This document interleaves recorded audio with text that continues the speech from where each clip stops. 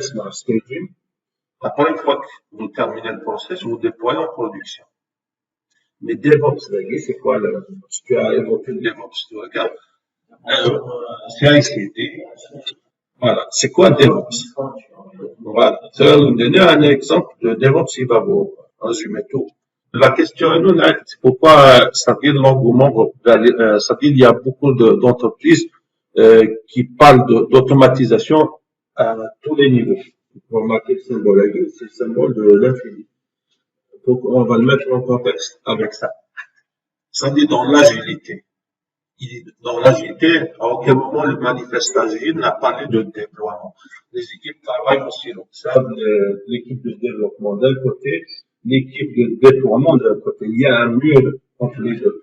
Souvent, il y a un problème de communication. Et on a signé certaines machines qui est mal configurée et on a signé le code unique qui n'est pas optimal. Donc, si des querelles, le déploiement c'est défini dans le processus. Il y a des compagnies qui font je sais pas combien de déploiements par seconde. Zik, un sprint, ça dure environ 2-3 semaines, tout dépend de la vélocité des compagnies. Mais sur Netflix, je pense, c'est 30 déploiements par seconde avec l'automatisation.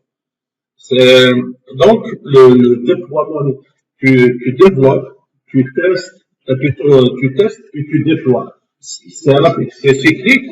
Alors, les équipes travaillent en petite squad et il n'y a pas de notion de général, plutôt de spécialiste. La marketing, tu es un développeur, etc. Là, même si tu joues un rôle, mais tu dois connaître le rôle de chacun. Mais tous les membres de l'équipe doivent connaître ça. Parce que c'est impossible d'implémenter le DevOps manuellement, avec l'approche traditionnelle. Donc, il faut automatiser. Et puis, pour automatiser, c'est-à-dire automatiser non seulement le design, le code, le test, même le déploiement. Puis, pour automatiser, il faut utiliser des outils. Voilà. Soit la planification, le build, je comprends la solution, et puis ça intervient l'intégration continue que vient d'évoquer, le déploiement, le monitoring, ça veut dire tu surveilles le comportement de ton application, et c'est cyclique. Donc chaque partie du cycle de développement, c'est ses propres outils. Si la planification, c'est Jira, c'est la suite atlassienne, Confluence, ouais. Voilà. Vous avez dit serve Git, GitHub, GitLab, NPM pour notre package manager, serve Maven, c'est Gradle pour Java. Pour l'intégration continue, serve Jenkins, serve GitHub Actions, GitLab CI, Concourse, il y a plein de trucs. Pour automatiser, c'est-à-dire pour le cycle de développement en DevOps, vous avez besoin de l'automatisation à tous les niveaux. C'est-à-dire pour parvenir à faire tout ça, il y a ce qu'on appelle, je ne sais pas si vous avez vu la pyramide, si ça vous dit quelque chose, la pyramide des tests. Ça vous dit pas quelque chose. Peut-être je vais montrer Ice Cream. Il y en a,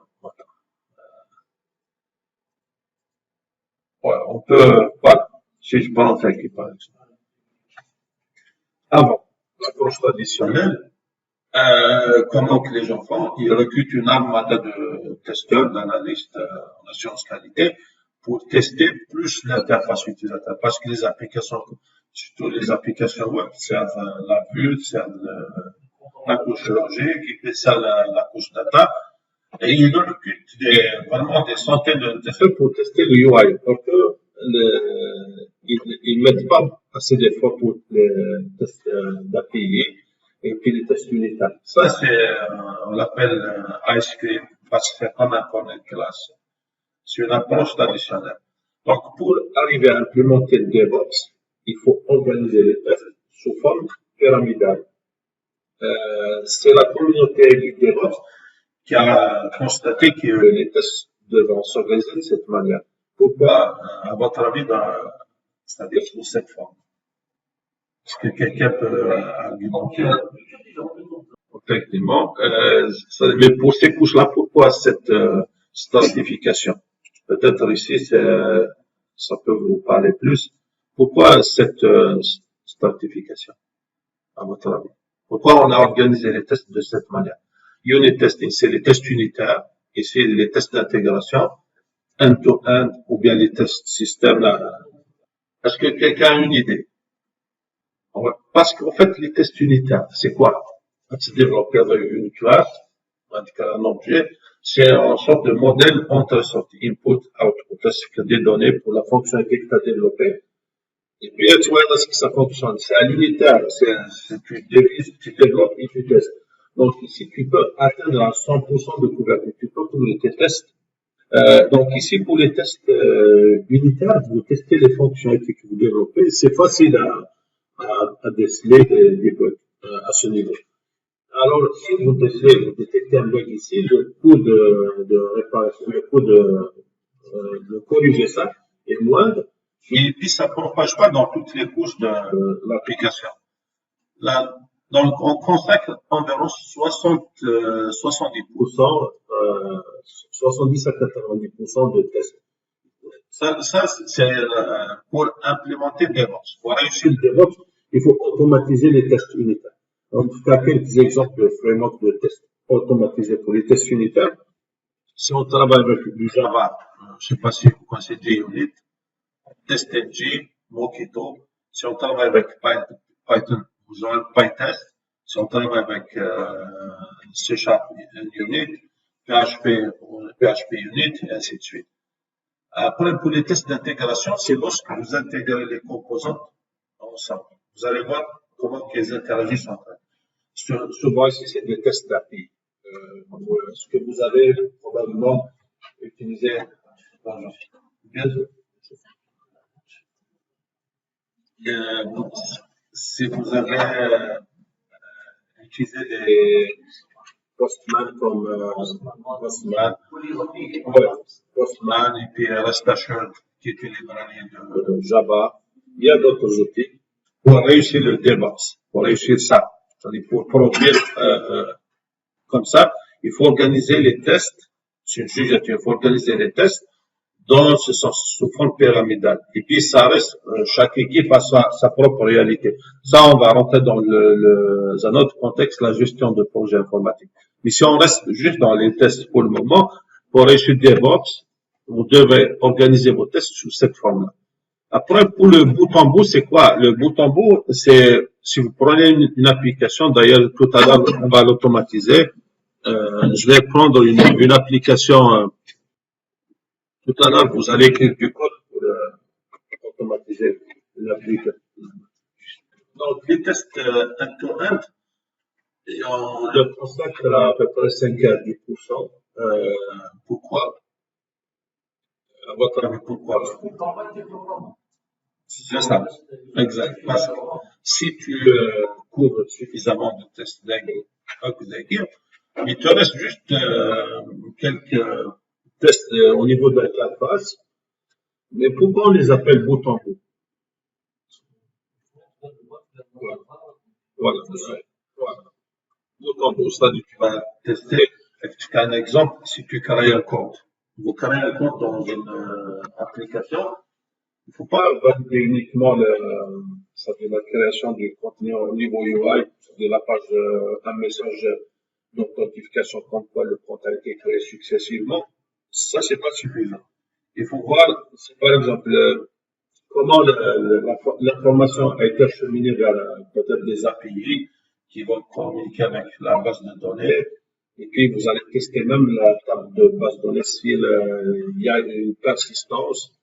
Est-ce que le compte a été sauvegardé avec les bonnes données? Et vous faites également le processus inverse. Vous allez dans une base de données, vous allez altérer le compte, et puis vous allez voir ce que vous pouvez, ça fonctionne au niveau. Vous allez dans les deux sens. C'est des tests bout en bout. Tout à l'heure, on va faire un exemple avec cette application. On a assez parlé. Je pense qu'on va passer directement à un petit exemple. Soit est-ce que vous préférez Java Python pour l'automatisation? Python. Node.js pour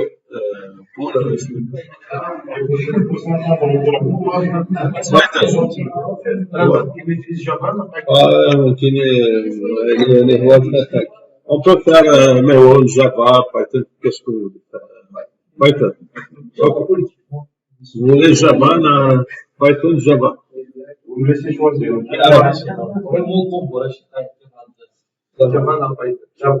Alors, Java, il n'y a pas de problème.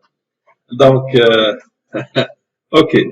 Ce qu'on va faire, donc, là, il y a, si je prends cette application, c'est une simple application démo, d'ailleurs, vous pouvez la voir, vous pouvez vous connecter sur cette application.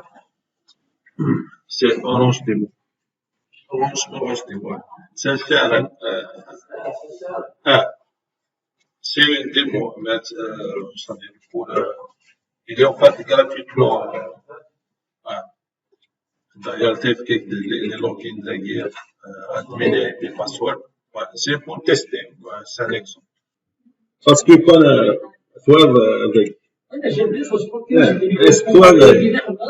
avec Einstein, on va l'aborder des collègues, mais c'est-à-dire on ne s'organise pas.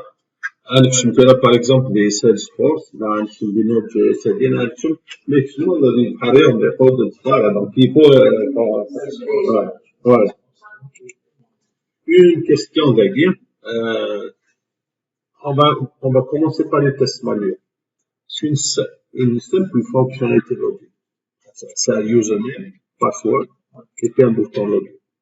Après, je clique. Les tests manuels, ils sont aussi là. Non, le test manuel. C'est-à-dire, je parle d'une manière générale. C'est-à-dire, après que j'en ai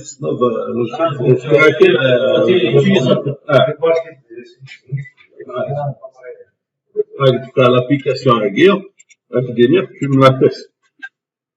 Les tests, les tests pour couvrir ça. Une idée.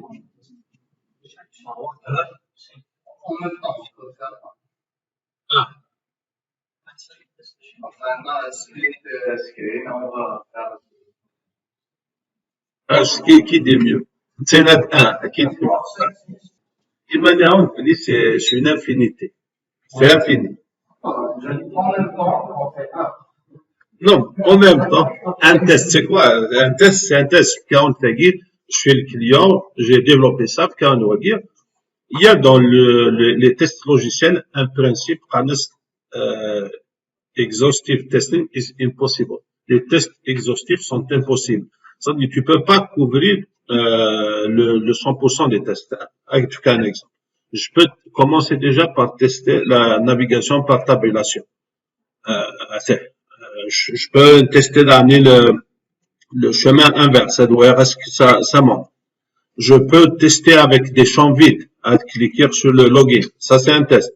Je peux renseigner le username sans le password. Un test. Je peux faire l'inverse. C'est un test. Je peux mettre, par exemple, je vais tester l'affichage des messages d'erreur régulière. Je peux, par exemple, tester avec des caractères alphanumériques. Je vais injecter du SQL. Je vais injecter du HTML. C'est une infinité. Mais c'est des tests. Non, c'est un test. Non, je parle de test. Tout ça, c'est des tests. Il y a